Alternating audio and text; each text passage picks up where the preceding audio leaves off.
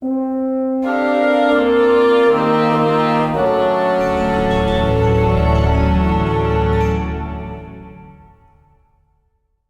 very first cruise we ever went on was Carnival, and it was a weekend cruise. So we left on a Friday and came home on a Monday. And don't ever do that. I mean, I just sat around with my mouth hanging, watching people. Yeah. I'd never seen the actions of people picking up other people. You know, guys picking up women, women picking up guys. You know, Oh my God. and I can't tell you how many bare butts we saw with their little thong suits Oh, and yeah. everything. And it's like, you're not going to see that if you go on a week long or The longer the cruise, the older the people. Yeah. less kids there.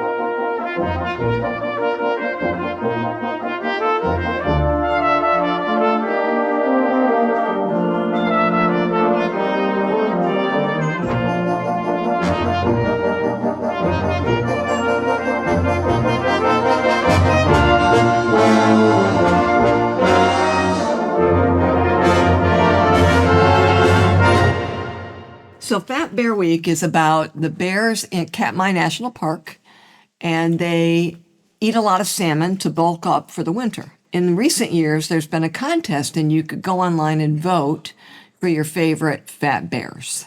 There's a bracket with 12 bears, and so it's an instant elimination. You vote between two, and one gets the most. My favorite all week was Chunk, because he had a broken jaw, and he still was impressively massive. Yeah, if you look at him in the spring and then after the salmon season, he bulked up. He did very well, even with a broken jaw. So he was the sentimental favorite for you. I campaigned for him. On the final Battle of the Last Two Bears, 96,000 people voted for Chunk, and 63,000, almost 64,000 voted for bear number 856. And I think 856 was at a disadvantage because we were calling him by a number instead of a name, so you don't get that endearing quality. Well, and poor Chunk has no idea he won. I mean, let's think about this for a minute. Bears are clueless. He doesn't get any prize. He doesn't get a prize, but we see his picture all over social media with his broken jaw. He survives. We thought maybe they would tranquilize him and then fix his jaw, you know? Actually, somebody asked that question. Yeah. The answer was, in the national park, you do don't not do that. intervene like that. That's the nature of the life. So Well, he seems to be doing all right if he, Yeah. you know. that's an introduction to why go to Alaska. We have here today Russ and Sandy. You'll remember them from several episodes we did about Tanzania. And we have Jan and Rob and Dee. And we also have Sky, Brigus, and Pip. So that's the gathering today, some of whom will be talking about a recent trip you guys took to Alaska. Several trips we've taken to. Yes, that is true. Sandy, I understand you are the founder of the feast, the captain of this cruise. Well, I don't know if I'd put it like that. We were looking for a way to go to Alaska this time. I wouldn't go to Alaska without going to land. So I wanted to cruise with the land tour. So I know Rob and Jan aren't huge fans of big ship cruising, so I ran it by them first. They thought about it and they agreed that that would be a good idea. So very easy. I called my travel agent, booked it, basically end of story. It's a different way. Yeah, it was a different different. way of going. But it was good that we did something different. We've driven it. We took the inside passage up the Alaska Marine Highway, and then we've taken the cruise. So 3 very different experiences, all good experiences. Yeah. You know, minus our very first trip, Sandy has been like the pivotal planner of the trip. And Rob takes some credit, but really, he does a couple things and Sandy does everything else. And Russell does nothing, so he never knows what's going on. And he hates that. And he hates that. So that makes him a fun traveling companion. I could have done it all better. Yeah, there you go. I'm sorry. Our very first trip to Alaska was not with Sandy and Russ. It was right after we got married, a year and a half after we got married. And it was really Rob's dad's dream that the 4 of us go to Alaska. So in 1980, when we had no money and big dreams, we were able to save to take this, what was going to be a once-in-a-lifetime trip to Alaska. And we drove. We drove up the Alcan Highway back when it wasn't paved and there were oil tankers up and down the road. You had to carry extra tires. If you broke down, you're in the middle of nowhere. So it was a very different experience, but at Kluane, Kulani. however Dave said it, because he said it wrong every time. They always said, you'll want to come back, you will come back. And we did. And we did. The road was built by the Army Corps of Engineers, and they took the path of least resistance, so it wound all over the place. Over the years, they were able to iron out some of those curves and straighten it out and pave it finally. It was all dirt when they first did it, gravel. So we drove it twice, once from Florida. No, we were in Michigan. But the second time we came from Florida and then we went with you guys. So It's a long drive. yeah, it is a long 1,500 miles once you get to Dawson Creek, British Columbia. You know that in this last trip, we took people who had never been. Russ and Sandy, Rob and me, and then Andrew and Brian had both been to Alaska too in 2005. But their spouses and Andrew's kids had never been. So the cruise was a great way to take a group of people that included children, and it gave them a pretty good taste of Alaska. But back when we went in 1980, we went to some, what at the time, well, maybe they still are, extravagant places. We went up to Barrow, which is the northernmost city in Alaska. It's no longer called Barrow, and I was going to try to say it, Yukiavik. It is a Inuit word for that area. And it's at the very tip. Well, there's Barrow Point, which is slightly north of that, but it's the northernmost populated place. We went there, and then Russ and Sandy went up there in 86. 86. Was I wrong on that? Sorry, 86. They went up there in 86 too. When you go up there in the summer, the sun never sets. It dips down to the horizon and then goes back up. So you have daylight the whole time. And then we also in 80 flew out to the Pribilof Islands, which are in the Bering Sea, and got to see seals and puffins and all manner of wildlife. We've never been back there. No. We were able to experience the native seal hunt, which was, it was hard to see, but, you know, it's part of their culture, and it's very regulated, and there were veterinarians in hand and Department of Natural Resources people, and You should describe what happens. yeah, Maybe not. they club them is what they do because they don't want to damage the They pelts. take them to bars. Yeah, they go clubbing. Oh, Yeah. What was your experience in Barrow like? well, we flew there and then we got on a bus. They took us to a restaurant. They gave us parkas. We walked around the town. It was very stark. We walked to the Depressing. Arctic Ocean, stuck our hand in it so we could check that off our bucket list. Went back to the restaurant, had a bowl of reindeer stew or something like that, and got back on the plane and flew back. So we were only Yeah, it there was for only for a day, but half a day, yeah. it's pretty brutal life up there. Yeah, there's a lot of alcoholism and stuff like that up there, which you can see why. I mean, that was in 1986, so I'm sure it's changed. It was like that in 82. Yeah. 80 in 1980 also. It's on permafrost. Right, So so there's everything's on stilts. Yeah, because everything's you can't built up. You can't put throw anything down. away. Well, for one thing, you don't throw anything away because you might need it. Yeah. So, but it's left lying around. The part that Rob and I have talked about, we've had a few indigenous people experiences in our lives, mostly good, but in this case, it felt exploitive. Yeah. And we were very uncomfortable with the fact that people were brought together to give us a show of their traditions. It was quite in contrast to going out to the Pribilofs, where we were with happy people who we were just there to be with them. It didn't feel like a show. In 86, we traveled with Russ and Sandy and me and Ethel. Jan and my mom flew up and met us. So we did some interesting things on the way up. They were cruel things, is what they were. There was Nothing cruel about it, Jan. There's a place called Watson Lake Stein Village. It's this place on the side of the road, and they put up these big poles, and people have tacked up signs and memorabilia and license plates from all over the country that have been there. So Jan had a Michigan license plate on the front of the car. University of. Oh yeah, sorry, University of Michigan. And so we said, that would be cool to leave that here. We took it off, and Russ climbed up the ladder to the very top of one of the poles and We carved it. our initials in You it. Carl's have defaced it. initials They in it. defaced it Yeah. and left it. Is And what we they left did. it there. It's on the top of the pole, Jan. for all the The world to University see. of Michigan license plate. Come on. The signpost forest began in 1942. People who were doing the highway, the Alcan Highway, one gentleman was homesick, so he had posted his license plate. And now when you go, there's like fields of, it's a very wide area Yeah. of people's license plates. So you can walk along and kind of imagine the stories of all the people who have passed by and nailed their license plate to these poles. So if you go in there, look for a Michigan, University of Michigan license plate up there on top. I was not there to protect my belongings. You know, that trip was one of those moments where I just had so much respect for my mom because we did the whitewater rafting. And there's a way when you're a certain age as a woman where people talk to you like you're incompetent. There was this whitewater rafting we did was broken into two parts. There was the sort of fun, easy part, and then there was the whitewater part. As I recall this, I don't remember the specifics, but it was presented that mom could get out halfway through and not take the rest of the that. white. Yeah, and she had none of that. She was in Alaska for her Yeah. only time. She's doing that whole whitewater thing. Yeah. And she did. Yes. And it was just like, oh, Mom, I'm so proud of you. Yeah. So the Alcan Highway is very interesting because you're driving in wilderness.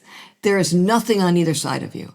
I mean, it's just the most remote thing you could do. Yeah. And that was back in 1980, part of the attraction of going to Alaska was the remoteness. That's a feeling you really don't get in the way we did it this year. Right. It's a different experience. So we didn't have that. We had a great experience, but it lacked that remote feeling of wilderness. That is my memory of both 80 and 86. Yeah.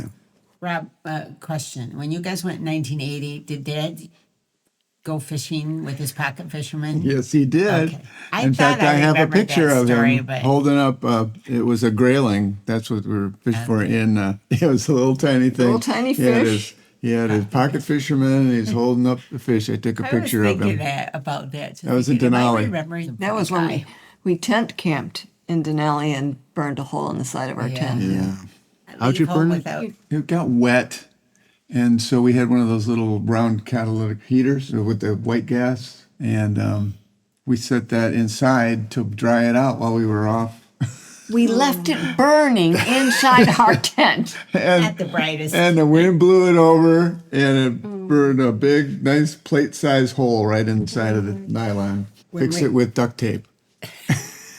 The Dave McMahon approach. Of course. You can learn a lot by not doing the way we did it. Right. That's serious. Yes, these guys got traveled. live When and we you were learn. on the Alaskan Highway in '86, you had to pay to take a shower on all your stops. And Jan and I would go into the showers with It's a quarter. $5 worth of a quarter for 2 minutes or something. You're on the Alaskan Highway. You're dirty. You're nasty. You want a long shower, so you take in $5. You know, these two losers could do 2 showers for 75 cents. They had a process. Yes, We did. So yeah. 1 quarter to get wet. We took turns running in and getting wet. And then we each took a quarter, and we went in another shower, and 2 minutes. We were done. You soap up. The thought of you guys running in and out of each other's showers is more than I need. You're I wearing know. swimming trunks. Yes, of course. Okay, thank you. Oh. I do not believe that, Jim. I don't think that was right. weren't there butt naked. Because we've gone to Alaska different ways, how do most people go? So 51% of the people who go to Alaska do it by cruise. Yeah. And because it's easy to do and you can just, go. And then 45% of the people fly up. So it's down to only a total of 4% that either go by car, RV, ferry, or rail. That's a very small group of people. In truth, that was the only way we knew to go until, well, I shouldn't say we knew to go, but the only way we'd experienced it until this year. So this year added another layer to our understanding of how you could travel in Alaska. But yeah, the first time if you took the cruise, you get a little overview. Yeah. Yeah, and then if you took the cruise and the land, then you get a better overview. But the only way you're really going to see it is to actually stay there a while.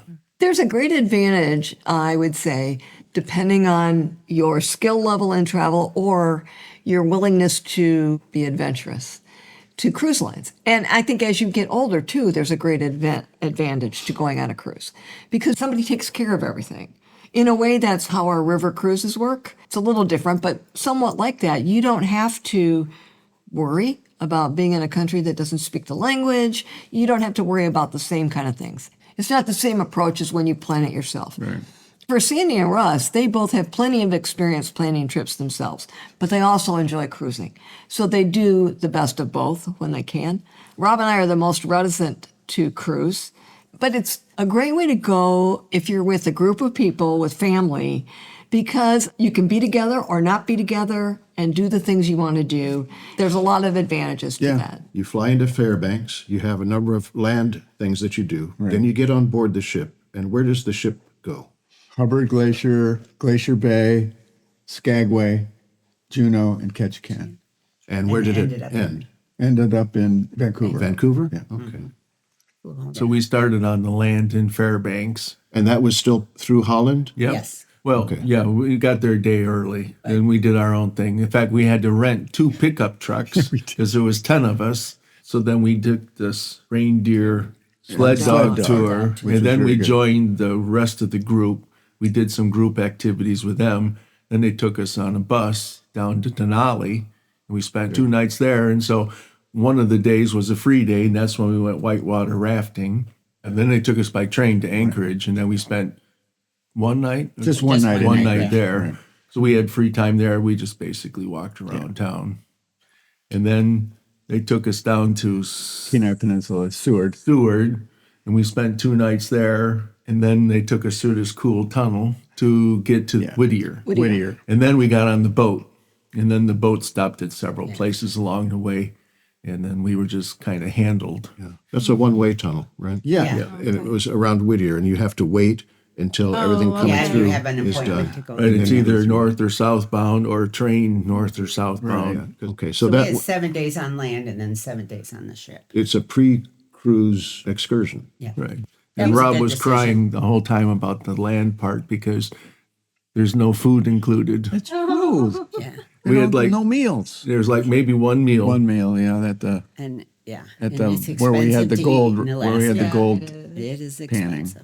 How do you book excursions? Do you always use the cruise ship? Not always, but more often than not. We use a app called Get Your Guide, but there's lots of like Viator and stuff like that. They're about half of what the cruise ship company Right, costs. right. Yeah. But the cruise ship company then, warns you if, Right. If something were to happen and you They're didn't make gonna it back leave in you. time, they're going to leave you and stuff like that. So we always want to make sure that we're well within the time range that we have and that they've worked with the ships. These Yeah. tour places know what they're doing. and it's nice too to support the locals. Right. Sometimes you don't realize that you have options when you get on a cruise ship and that there are other ways to go and see things. Right. And Sandy and Russ has a lot of experience with finding these alternatives that I would say, I think they were the best excursions that we had. Yeah. They were targeted to our group. Yeah. So because we were all together with kids, they were very good dealing with what we were interested in. So there are alternatives when you go on a cruise like this to just doing what the cruise ship offers. I'm not going to say the best part of Alaska, but I will say a high point for us, as it is wherever we go, for all 4 of us, is the wildlife that we get to see in a place like that. And Alaska has the ability to see things easily that you don't see other places. Humpback whales would be one of the most amazing things we've experienced every time we've been in Alaska. We did a whale excursion that was the only excursion I think we did, wasn't it? The boat would have held maybe 30 people. We come across a group of humpback whales. Now, while we're watching them, a gang of killer whales is approaching. For me, I'm hearing West Side Story, the sharks and the jets. Here come the orcas, and they kind of minded their own business. So my camera is pointed at the humpbacks when an orca jumps out of the water. And everyone was really excited about that. So, can you do it again? No. Yeah. Where's the trainer when you need them? The crew were wondering, what's going to happen here? And when that happens, you think, okay, Yeah. this is not Disney anymore, is it? Rob's got a lot of video of water where whales used to be. And That you was, think it was so, I was so frustrated because this one whale was Breaching. breaching One over after the and other. over, and I could not keep up with it. I couldn't see it in the viewfinder in my video camera, for one thing. And the only thing that let me know that it was happening was Jeannie screaming. Because every time it happened, she would scream. And so finally I just gave up. would it help people to know, like, if you're gonna cruise, look at this type of cruise line? Well, I think Royal Caribbean, Princess, and Holland America are the three big ones that go there. And I know Princess and Holland America have the lodges. 'Cause Yes. we were right next door to one another. When I talked to my travel agent, I said, "What's the best cruise line?" He said, "Holland America or Princess." Holland America, I think, was the first cruise line to I go think to they Alaska. were, yeah. I know we went with Norwegian. The thing that attracted us to it was it said cruise your own way. And that was our second cruise because the 1st time we went on a cruise was Royal Caribbean. And you only had the choice of dining Yeah. either with 4 people or with a large group. Oh, okay. And that's at not set our times. style. Yeah, right. And Ours so either. when we did Norwegian, they said cruise your own way. And then we got 3 upgrades or something. And one of them was the meal package. And so we could choose like different restaurants, which we really liked Right. doing that. Yeah. We could go anytime we wanted and make reservations. The cruise ship buffets, it's kind of like Golden Corral plus motion sickness, you know. And so we wanted to get into some restaurants. Russell calls that heaven, by the way. We got a new national park this last time. Kenai Fjords, well, we had 2. Hubbard Glacier is in Wrangell St. Elias National Park. We were just off the coast, but we probably were in national park waters, so we counted it. That's the biggest But national the other park. park we got, The Kenai Fjords, and that was awesome. Yeah, that was an That's awesome. where we saw the humpback whales bubble net fishing. Oh, that's neat. That was so cool. I can probably send you a sound clip, Jim, that you could include. She put a hydrophone in, and so we could hear the whales sound as they were doing it. And they do this very high-pitched thing, and then all of a sudden it gets louder, and it changes. And she says, now they're starting up. That was like the sign for, okay, now we're going up. And then they all come up through the surface of the water with their mouths wide open. The birds are all over the place Everywhere. trying to pick off the ones that they miss. Is just It's so amazing. fascinating. It's amazing how they figured out to Yeah. do that. Oh, I how I mean, the intelligence involved. And Is the sound also a sonic barrier, or is it just like a ready, set, hike signal for Sounds to everyone to me do like something? it could be some kind of sonic barrier because it's very high pitched and it's almost constant. But it could stun the fish. It could disorient them. Yeah, But disorient I didn't them know or if it was something. just a signal among the whales of, okay, you go out deep, you come over here, you block this guy. The ranger or whoever she was on board, the naturalist, she said, we don't get to see this very often.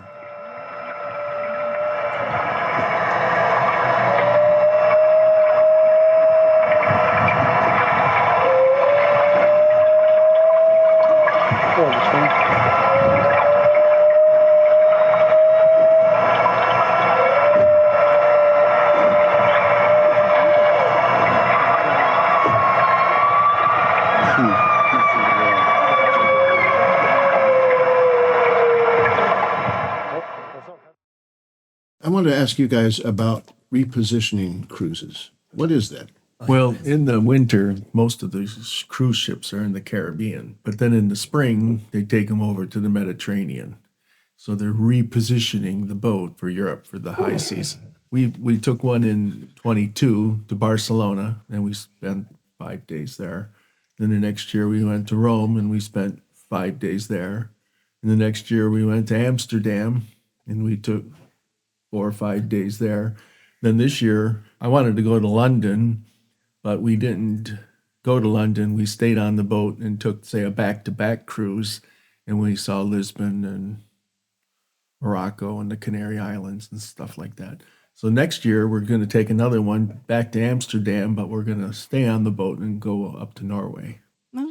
Does a repositioning cruise offer all the same amenities Yep. and everything? Yep. It's usually less expensive than It's most way, cruises. way less Yeah, expensive. you're pain. But you also are on the, you don't see land for 7, 8 days, usually in a row. Most of them are Which 14 is, days. some people would hate that. We totally enjoy it. Yeah. There's 14 just doing our days, own and thing. 8 days are at sea. So they do stop at 6 ports along the way. For tourism or for Yeah, sure. supplies or what? No, Tourism. for- Okay, yeah. so it's part of Yeah, it's Yes. like in the this first one excursion. we did, we stopped at Bermuda, we stopped at the Azores, and we stopped in, I don't know. Spain And somewhere. what port was that And out? then we got to Barcelona. Was that out of Florida? Yeah, they're all out of Florida. Okay. Yeah. It's like less than $100 a day. Oh isn't yeah, it? it's like maybe really? $1,400. Really? Yeah, for 14, 15 nights. Now, of course, you have to fly back, but I sort of like that too because now I only have to fly once. Right. The months though that you can do that, what is the time of year? We do it in the spring, They do them in the fall too. right? In October. And we've never bringing the done boats back. we've never done an October one because I'm sort of leery of hurricane season. And you get there in the spring, most of the tourists aren't there yet. So you are seasoned cruisers. Oh, they are. Yeah, I was just looking. We've been on 31 cruises. Carnival, Royal Caribbean, Princess Celebrity, Norwegian, and Holland America. So We have no loyalties. whoever is going, Going where we wanna want to and go. is the right price. That's who we end up. We've been on Carnival the most, Yeah. 10 times. See, I've heard By mixed location reviews or of by Carnival. amenities or what is it about Carnival? Mostly price. Yeah. And we also The very found, first cruise we ever went on was Carnival, and it was a weekend cruise. So we left on a Friday and came home on a Monday. And don't ever do that. I mean, I just sat around with my mouth hanging, watching people. Yeah. I'd never seen the actions of people picking up other people. Guys picking up women, women picking up guys. Oh, my God. And I can't tell you how many bare butts we saw with their little thong suits Oh, and yeah. everything. And it's like, you're not going to see that if you go on a week Right. long or the longer the cruise, the older the people. Yeah. less kids there The are uglier on the a butt. longer cruise, and stuff. And But that was the only time we ever did that. yeah, we had a nice time on the cruise, but it was stunning. No, we've had really excellent cruises on Carnival. And then Jeff Smith told us a few years ago, if you're a Carnival shareholder, so if you have 100 shares, and so we bought 100 shares, it was like $8 or $9 a share. Every cruise you go on, they'll give you like $100 room Depending on credit. the length of it. Okay. And not only that, but Carnival owns Carnival, Princess, Holland America, So you get it for all of them. and Costa, I think. Yeah. Okay. I can't tell you how many cruises we've on. We've got at least $100 Yeah. room credit. I think if it's a 2-week cruise, you get 250. We've more than paid for the stock. Plus, then we bought the stock in the middle of COVID.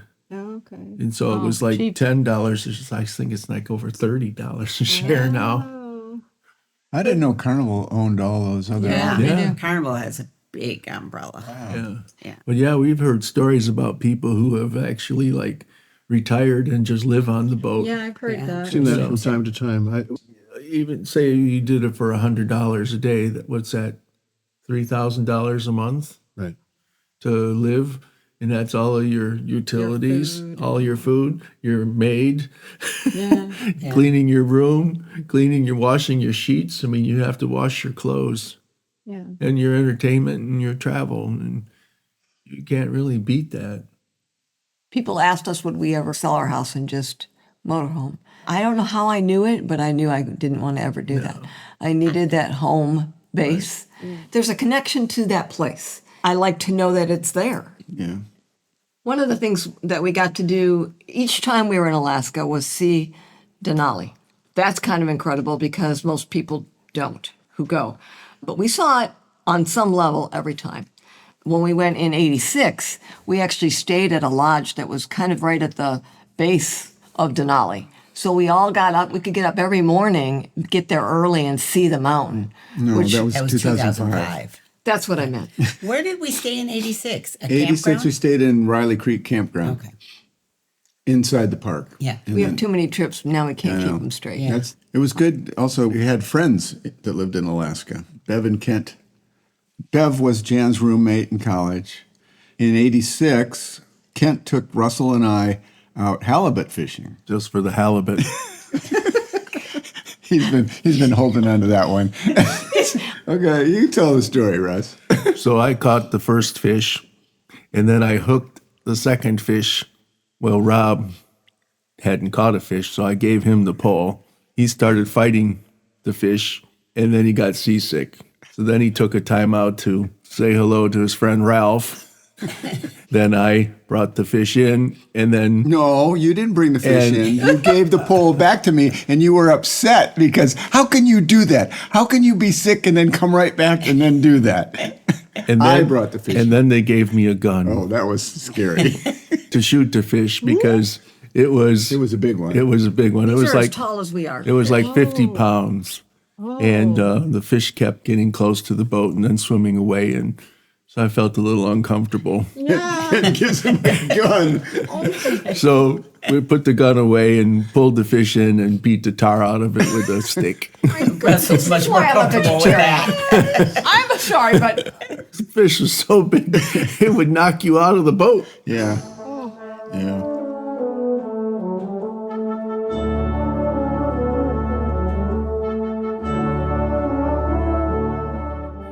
He also had some crab pots where he baited from previous fish.